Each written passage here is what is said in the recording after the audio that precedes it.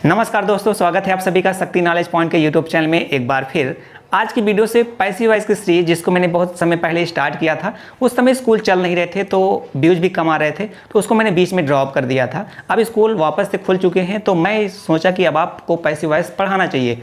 वहाँ पर हम लोगों ने प्रेजेंट इंडेफिनिट टेंस में अफर्मेटिव और नेगेटिव के सेंटेंस बनाना सीख लिया था। आज हम लोग इंटरोगेटिव सेंटेंस से फिर से स्टार्ट करेंगे। आज इंटरोगेटिव सेंटेंस बनाना सीखेंगे इस वीडियो में। फिर अगला वीडियो में आपको बता दूंगा इंटरोगेटिव, नेगेटिव, फिर स्पेशल इंटरोगेटिव, डबल इंटरोगेटिव जो होता है।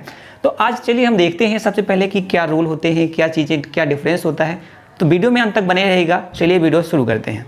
तो दोस्तों यहाँ पे आपको दो रूल देखने को मिल रहे होंगे, एक एक्टिव वॉइस का, एक पैसिव वॉइस का। तो एक्टिव वॉइस रियल में टेंस ही होता है, आपको मैंने पहले भी बताया हुआ है। और यहाँ पे हम लोग पैसिव वॉइस का भी रूल देखते जाएंगे और एक्टिव वॉइस इंटेंस का भी रूल देखेंगे। ये रीजन इसका ये है ताकि आपको जो डिफरेंस है इन दोनों में, उसका जो डाउट है ना, वो आपको क्लियर होता जाए, तो आपको याद करना काफ़ी आसान हो जाएगा। तो चलिए देखते हैं। सबसे पहले अब आपको पता है कि जब चूंकि हम इंटरोगेटिव सेंटेंस पढ़ रहे हैं तो ये आपको ही पता है। टेंस जब में हम लोग ट्रांसलेशन सीखा है तो वहाँ पे मैंने आपको बताया है कि हिंदी सेंटेंस में आपको क्या लिखा मिलता है स्टार्टिंग में सेंटेंस के, ठीक है। लेकिन अगर हम इंग्लिश सेंटेंस देखें तो हमको क्या मिलता है, हेल्पिंग वर्ब पहले लिखी हुई मिलती है, ठीक है।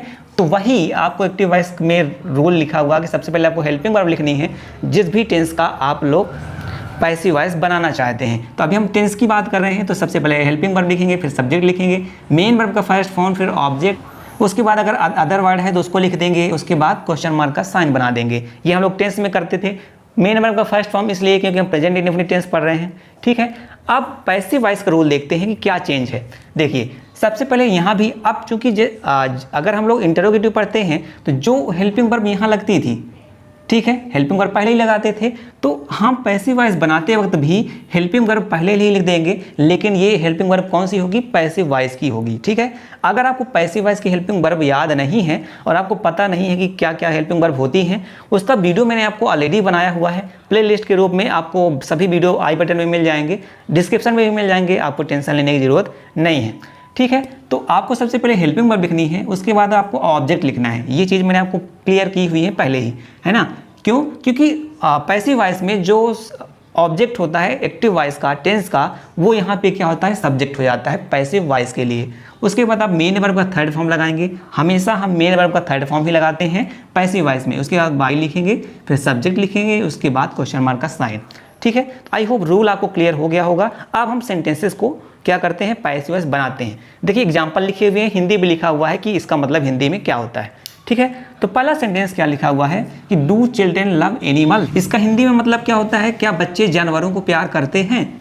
अब इसका ट्रांसलेट करते हैं पैसिव वॉइस। जब भी हम पैसिव वॉइस बनाएंगे, पीवी में लिख देता हूँ शॉर्ट में, सबसे पहले हमको हेल्पिंग वर्ब लगानी है, लेकिन किसके अकॉर्डिंग, जो भी हमारा ऑब्जेक्ट होगा। तो इस टेंस में ऑब्जेक्ट क्या है, एनिमल्स, ठीक है। किसको प्यार करते हैं, एनिमल को। तो एनिमल यहाँ पे हो गया क्या, ऑब्जेक्ट। ऑब्जेक्ट के अकॉर्डिंग ही हमको हेल्पिंग वर्ब लगानी है, ये आप ध्यान रखिएगा, ठीक है।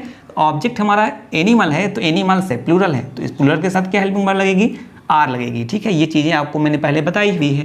तो सबसे पहले हम हेल्पिंग वर्ब लगा दें आर, उसके बाद आपका जो ऑब्जेक्ट है एनिमल, ठीक है, आर एनिमल्स। उसके बाद आपको मेन वर्ब का थर्ड फॉर्म, तो मेन वर्ब यहाँ पे क्या है, लव।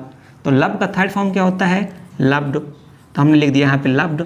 और अब हमारा क्या लगाना है, बाई लगा देना है, ठीक है। बाई लगाने के बाद जो आपका सब्जेक्ट, तो सब्जेक्ट यहाँ पे क्या है, चिल्ड्रेन, तो हम यहाँ पे लिख देंगे चिल्ड्रेन, ठीक है। और लास्ट में हम क्वेश्चन मार्क का साइन बना देंगे।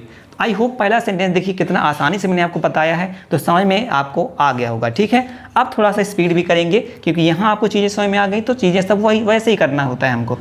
दूसरा सेंटेंस क्या लिखा हुआ है, do you do this work daily, क्या तुम यह काम रोज करते हो। चलिए इसका अच्छा मैं इसका हिंदी में बताऊंगा तो क्या होगा कि क्या बच्चों के द्वारा, है ना, बाई चिल्ड्रन यानी के द्वारा आता है, ठीक है। तो क्या बच्चों के द्वारा एनिमल, जानवरों को प्यार किया जाता है, इसका बनाते हैं। तो इसका तो अभी मैंने आपको बता दिया हिंदी इंग्लिश। अब इसका जब पैसिव वॉइस बनाएंगे सेम टू सेम वैसे ही करेंगे जैसे हमने यहाँ पे किया है। फर्स्ट वाले में करना क्या है, सबसे पहले हमको ऑब्जेक्ट ढूंढना है। तो ऑब्जेक्ट हमारा क्या है, क्या तुम यह काम रोज करते हो, तो यह काम, है ना, क्या काम क्या करते हो, यह काम, तो यह काम क्या हो जाएगा, इसमें ऑब्जेक्ट हो जाएगा। तो दिस वर्क के लिए हेल्पिंग वर्ब क्या यूज होगी, इज होगी। तो हम लिखेंगे यहाँ पे इज, फिर लिखेंगे दिस वर्क, है ना। उसके बाद क्या लगाना है, ऑब्जेक्ट हो गया, मेन वर्ब का थर्ड फॉर्म। तो मेन वर्ब यहाँ पे क्या है, डू। देखो ये डू तो हेल्पिंग वर्ब है और ये डू मेन वर्ब है, और डू का थर्ड फॉर्म क्या होता है, डन, क्योंकि हमको यहाँ मेन वर्ब का थर्ड फॉर्म लगाना होता है। तो is do this work done, अब बाई सब्जेक्ट लगाना है तो बाई लगाएंगे। अच्छा, लेकिन यहाँ पे देखिए, यहाँ पे तो डेली भी लिखा हुआ है ना, लिखा हुआ है, तो ये तो एक्स्ट्रा वर्ड हो गया। तो मैंने क्या बताया कि एक्स्ट्रा वर्ड अगर आपके सेंटेंस में होता है तो आपको क्या करना है कि बाई लिखने के जस्ट पहले, यानी मेन वर्ब को जस्ट बाद, जो भी आपके सेंटेंस में एक्स्ट्रा चीज़ें होंगी वो आप लिख देंगे। तो डन लिखने के बाद आप लिखेंगे डेली, ठीक है। तो is this work done daily, अब लिखेंगे बाई, और किसके द्वारा, यू, यानी तुम्हारे द्वारा, ठीक है। तो इसका हिंदी में मतलब क्या हो गया कि क्या यह काम तुम्हारे द्वारा डेली यानी रोज किया जाता है, ठीक है। अब मैं हिंदी इंग्लिश नहीं बताऊंगा, अब आपको समझ में आ गया कि कैसे सेंस निकालते हैं। चलिए थर्ड सेंटेंस क्या लिखा हुआ है कि do you speak English at home, क्या तुम घर में अंग्रेजी बोलते हो। तो सबसे पहले हमको क्या निकालना है, इसमें ऑब्जेक्ट ढूंढना है। तो ऑब्जेक्ट क्या है, इंग्लिश बोलने की बात हो रही है। इंग्लिश के साथ क्या लगाएंगे हम, पैसिव वॉइस में हम लगाएंगे इज, ठीक है। फिर लिखेंगे इंग्लिश जो कि हमारा ऑब्जेक्ट है। तो इज इंग्लिश, अब मेन वर्ब का थर्ड फॉर्म, तो मेन वर्ब क्या है, स्पीक, स्पीक का थर्ड फॉर्म क्या होता है, स्पोकन, है ना। तो is English spoken at home, देखिए ये एक्स्ट्रा वर्ड है यहाँ पे, तो एट होम, अब लगाएंगे बाई, है ना। सबसे पहले हमको क्या क्या करना है कि स्पोकन यानी जो मेन वर्ब की बात है, जो भी एक्स्ट्रा चीज़ें हैं उसको लिख देना है। फिर लिखेंगे हम बाई, अब सब्जेक्ट क्या है, यू, तो बाई यू, है ना, और क्वेश्चन मार्क का साइन कि क्या अंग्रेजी आपके द्वारा घर में, है ना, बोली जाती है, ये इसका मतलब हो गया। फोर्थ सेंटेंस क्या लिखा कि does your father punish Ravi every day, क्या तुम्हारे पिताजी रवि को रोज़ दंड देते हैं, ठीक है। इसका हम बनाएंगे पैसिव वॉइस। जब भी हम पैसिव वॉइस किसी भी सेंटेंस का बनाते हैं तो हमको सिर्फ एक ही चीज़ ध्यान रखना है कि हमारे इस सेंटेंस में ऑब्जेक्ट क्या है। अगर आप ऑब्जेक्ट फाइंड कर लिए तो फिर आप सेंटेंस बना लोगे आसानी से, अगर आपको हेल्पिंग वर्ब भी याद है, टेंस पहचान लिए। तो यहाँ पे किसको पनिश करते हैं डेली, रवि को। अब रवि यहाँ पे हो गया क्या, ऑब्जेक्ट, तो रवि क्या है, इसके साथ क्या लगेगा, इज ही लगेगा, तो इज रवि, ठीक है। आप क्या करना, मेन वर्ब का थर्ड फॉर्म ऑब्जेक्ट के बाद, मेन वर्ब क्या है, पनिश, और पनिश का थर्ड फॉर्म क्या होता है, पनिश्ड, ठीक है। ईडी लगाते हैं, जो भी आपकी पनिश है उसके बाद आप ईडी लगा देंगे तो थर्ड फॉर्म बन जाएगा। तो इज रवि पनिश्ड, ये एक्स्ट्रा वर्ड है यहाँ पे एवरी डे, है ना। तो मैंने क्या बोला कि मेन वर्ब लगाने के बाद आप जो भी एक्स्ट्रा वर्ड है आप उसको लिख देंगे। तो हमने लिख दिया कि is Ravi punished every day, अब किसके द्वारा, योर फादर, तुम्हारे पापा के द्वारा, पिताजी के द्वारा, यानी बाई योर फादर, ठीक है। यानी कि क्या तुम्हारे पिताजी के द्वारा रवि को रोज़ पनिश किया जाता है, दंड दिया जाता है। आई होप यहाँ पे सेंटेंस आपको समझ में आ गए होंगे। और सेंटेंस हम बनाते हैं इसी वीडियो में, तो वीडियो को अभी यहीं मत छोड़ के जाइएगा, और भी अच्छे अच्छे सेंटेंस मैंने आपके लिए लेके आए हुए हैं। तो चलिए दोस्तों, और जो सेंटेंसेस मैंने बोला था उन सेंटेंसेस को मैंने लिख दिया है। अब इन 4 सेंटेंसेस को और बनाते हैं, और एक सेंटेंस मैं आपको दूंगा होमवर्क के लिए। प्लीज़ यहाँ इन सेंटेंसेस को जरूर देखिए, क्योंकि यहाँ पे कुछ ना कुछ नई चीज़ें आती रहती हैं, ठीक है। तो चलिए जो 5th नंबर सेंटेंस है इसको बनाते हैं। क्या लिखा हुआ है कि does the shopkeeper sell sugar, क्या दुकानदार शक्कर बेचता है। अब इस सेंटेंस में सबसे पहले हमको क्या ढूंढना है, ऑब्जेक्ट। ऑब्जेक्ट क्या बेचने की बात हो रही है, शक्कर, तो शक्कर क्या हो जाएगा, ऑब्जेक्ट। इसलिए शुगर के साथ क्या लगेगा, हमेशा हेल्पिंग वर्ब लगाएंगे, क्या लगाएंगे, इज। तो हम यहाँ पर बनाएंगे पैसिव वॉइस, तो क्या लिखेंगे, इज। उसके बाद लिखेंगे आपका जो ऑब्जेक्ट है शुगर, तो इज शुगर। उसके बाद मेन वर्ब का थर्ड फॉर्म, मेन वर्ब क्या है, सेल, और सेल का थर्ड फॉर्म क्या होता है, सोल्ड, ठीक है। तो इज शुगर सोल्ड। अब चीज़ें एक्स्ट्रा तो है नहीं इसमें, इसलिए हम बाई लगा देंगे, और उसके बाद जो आपका सब्जेक्ट होगा क्या है, shopkeeper, by the shop keeper, ठीक है। इसका हिंदी में मतलब ये हो गया कि क्या शक्कर दुकानदार के द्वारा बेची जाती है, ठीक है। चलिए नेक्स्ट सेंटेंस क्या लिखा हुआ है कि does the politician always make false promises, क्या राजनेता यानी जो नेता होते हैं, है ना, हमेशा झूठे वादे करते हैं। ये तो आप जानिए, आप लोग कमेंट में मुझे ज़रूर बताइए कि आपके साथ क्या अभी कोई ऐसा राजनेता है जिन्होंने फॉल्स प्रॉमिस यानी झूठे वादे किए हों, ठीक है। चलिए इसको हमको बनाना है। तो सबसे पहले हम क्या देखते हैं, यहाँ पे जो हमारा ऑब्जेक्ट है, ऑब्जेक्ट क्या है, झूठे वादे, है ना। क्या करते हैं, है ना, क्या करते हैं, झूठे वादे ही करते हैं ना। तो झूठे वादे क्या हो गया, हमारा ऑब्जेक्ट हो गया। तो हम लिखेंगे यहाँ पे और फॉल्स प्रोमिसेस, है ना, यानी ये प्लूरल हो गया, इसलिए इसके साथ क्या लगाएंगे, आर, और फिर लिखेंगे फॉल्स प्रोमिसेस, है ना। आर फॉल्स प्रोमिसेस मेक, अब वर्ब है ना, मेक वर्ब का थर्ड फॉर्म क्या होता है, मेड, MEDE। लेकिन यहाँ पे एक चीज़ देखिए, मेड तो हमने लिख दिया, लेकिन मेड के पहले हमको क्या लिखना होगा, ऑलवेज लिखना होगा, ठीक है। क्यों लिखना होगा, देखिए जब भी आपके सेंटेंस में ऑलरेडी आ जाए, ऑलवेज आ जाए, तो हमेशा ध्यान रखिएगा इसको मेन वर्ब के पहले ही हम यूज करेंगे, ठीक है।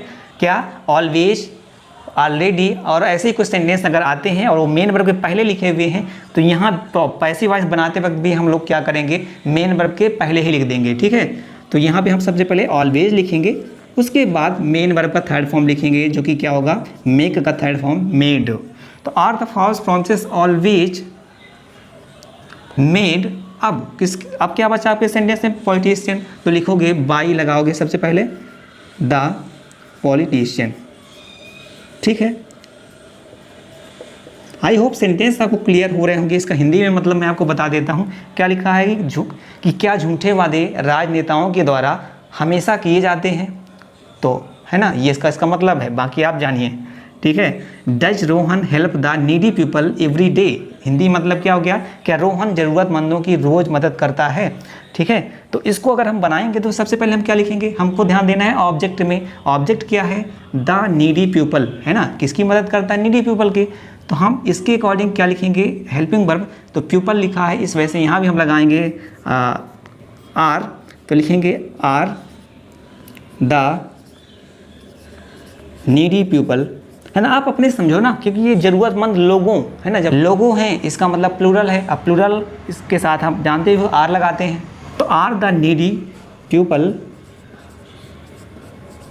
अब इसके साथ क्या कुछ एक्स्ट्रा तो नहीं लगा, हेल्प के पहले कुछ नहीं लगा, इसका मतलब हम डायरेक्ट क्या करेंगे, इसके बाद मेन वर्ब का थर्ड फॉर्म लगा देंगे। तो मेन वर्ब यहाँ पे क्या है, हेल्प, तो हेल्प का थर्ड फॉर्म क्या हो जाएगा, हेल्प्ड, HELPED, है ना, हेल्प्ड। तो are the needy people helped. उसके बाद आपको क्या करना है, बाई लगा के सब्जेक्ट लिखते हैं, तो बाई लगा के सब्जेक्ट तो लिखेंगे, लेकिन इसके पहले आपको क्या लिखा हुआ है, एवरी डे, है ना, इसलिए हम इसको पहले लिख लेंगे एवरी डे। उसके बाद आप लगा लेंगे बाई, अब लिख देंगे सब्जेक्ट, सब्जेक्ट क्या है आपका, रोहन, ठीक है। तो हमने यहाँ पे लिख दिया रोहन।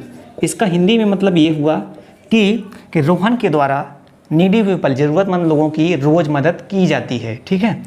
नेक्स्ट सेंटेंस क्या लिखा है कि do I always tease you, क्या मैं आपको हमेशा चिढ़ाता हूँ। यहाँ पे आप आपको लिख सकते हैं, आप तुम्हें लिख सकते हैं, क्योंकि यू का हिंदी में मतलब होता है आप या तुम, ठीक है। चलिए इसका आप बनाते हैं। तो सबसे पहले हमको क्या ढूंढना है, इस पूरे सेंटेंस में ढूंढना है ऑब्जेक्ट। ऑब्जेक्ट क्या, किसे चिढ़ाने की बात हो रही है, तुम्हें, यानी यू, है ना। आपको क्या हो जाएगा, ऑब्जेक्ट, इसके अकॉर्डिंग यू के साथ क्या लगता है, हेल्पिंग वर्ब आर लगता है, लिखोगे आर यू। अब देखो हमको लिखना क्या, मेन वर्ब का थर्ड फॉर्म, लेकिन उसके पहले क्या लिखा हुआ है, ऑलवेज। मैंने क्या बताया कि अगर आपको सेंटेंस में ऑलवेज लिखा हो तो आपको मेन वर्ब का पहले ही लिख देना है।